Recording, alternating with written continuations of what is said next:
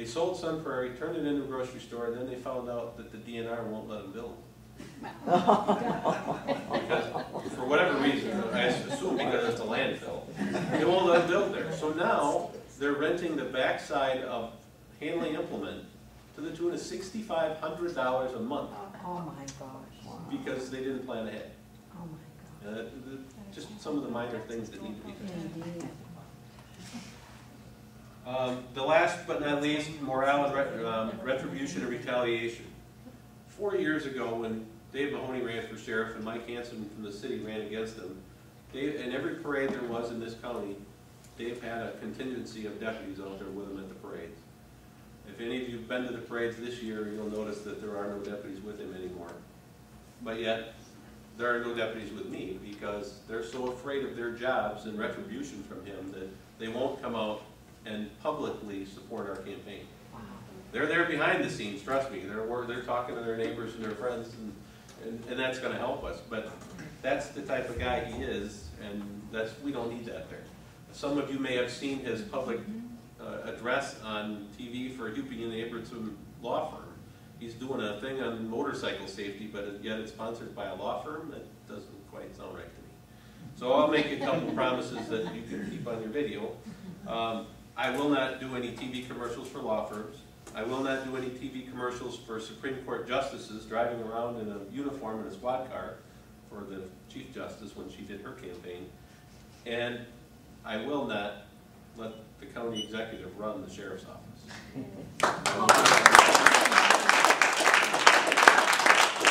So that being said, we'll throw it open for questions. Let's talk about concealed carry, since you brought it up earlier. Mark said he would sign either bill that was passed. My position on concealed carry is I'm not opposed. I don't care one way or the other.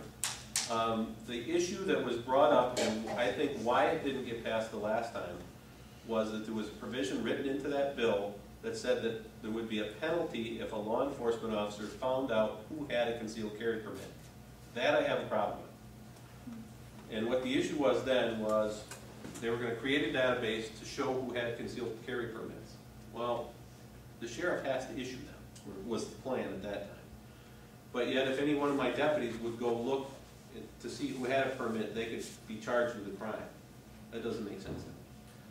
I would like to see it set up that, and I'm not sure DOT can even handle this. I hope there's no former DOT workers here, but right now they don't, in their computer program, it doesn't even allow them to show the difference between I got a lot of trucks running around with car plates on them right now, and so the software doesn't handle it. I think there should be a way so that if we're running a license plate, it pops up and says this person has a concealed carry permit. That's not so that the deputy hassles them about it. It's just a good idea. I mean, the deputy should always be on their toes. But it should just give them just a little bit more. And the other part about concealed carry that I'm not worried about is the people that actually go through the training and take the time to get the permits are not the problem. The problem is the people that are just going to start carrying on their own without going to get the permits. Right. Yeah. Well, they already are. Yeah, exactly. So to answer the question, yeah, I'm for it. I'll issue the permits. Dave? Dane County is one of just a handful of counties that still uses sworn deputies to staff its jail. Many have privatized that. What's your stance on that? Yeah, many other counties have gone to corrections officers, and I have already stated, it's on my literature, I will propose that we stay with sworn deputies. And that's one reason for that, and some people don't think that's necessary. The reason I want to do that is mainly for the ability to be able to move personnel around. Right now, if you look at what we have in patrol, it's about 90 people between the 3 precincts. When there's major, we have a lot of events that go on at the Alliance Center. There's a lot of deputies that work off-duty employment, and I could spend another hour on that. But they work at the Alliance Center at a lot of different events. There's concerts out there, there's the fair, there's a million different things that a lot of the deputies from the jail go out and work those events. Special events team, Mifflin Street, Halloween.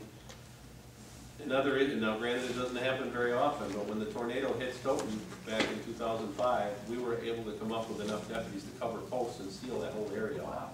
If I have corrections officers, I don't have the flexibility to do that. Same with the, kind of manning the courts. So I will propose that we stay with sworn deputies. Balance, convert, say 20% of the job? The problem with that is trying to figure out which ones, and then you run into problems with, okay, especially in the jail, if you're trying to do it with jail. If you're trying, with civil process, they've already had case law that says that they tried to civilianize civil process. There are some positions that can be done, which we would do. But actually, the question was, should we do it in the jail? And I would say no. There are some positions, there's a guy there that right now that all he does is review video, helps the detectives that, if there's a bank robbery and the video is there, he analyzes the video. His background is working at one of the TV channels. Should that position be a sworn deputy? No. There's some other places in there that we've already civilianized the sheriff's aides. Sheriff's aides do all the booking in the jail. When somebody comes into the jail, they do the fingerprinting, the photographing, take their property, move that stuff around. That's already been done. If there's any more positions along that line, I think they've pretty well gotten there so far. So there's not really a whole lot of other areas where you could do that.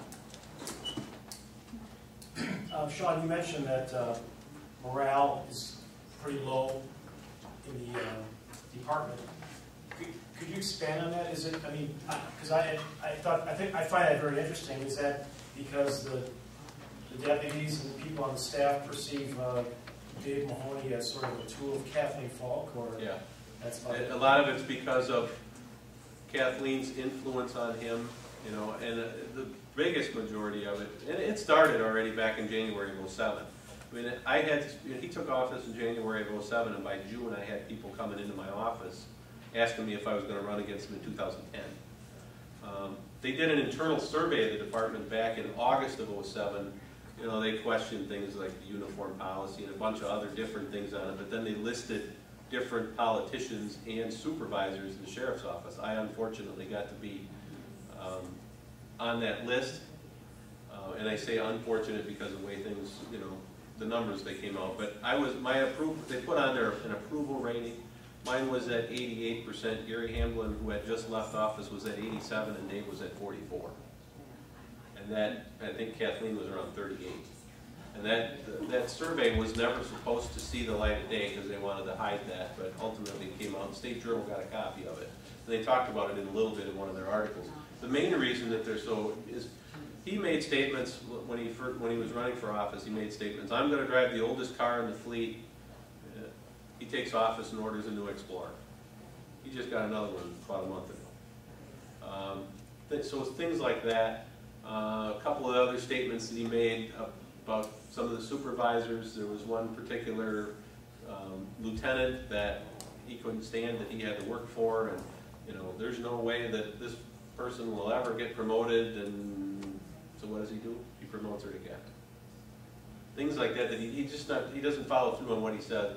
And during the big budget battle last fall, when it came down to save $1 million or lay off 18 deputies, he was silent on the whole thing. He wouldn't. His answer was, well, we can get by and we won't, we can cut 18 deputies and not compromise public safety. I want to see that. I want to see the plan that shows where you're going to get these deputies from. But of course, that never happened. So. One quick question. We're going to go home and talk with our neighbors, etc. What are 2 or 3 things if we want to tell somebody why they should care about the sheriff's race, and then why they should support you for the sheriff's race, what are 2 or 3 things? A lot of people don't realize what the sheriff's office does.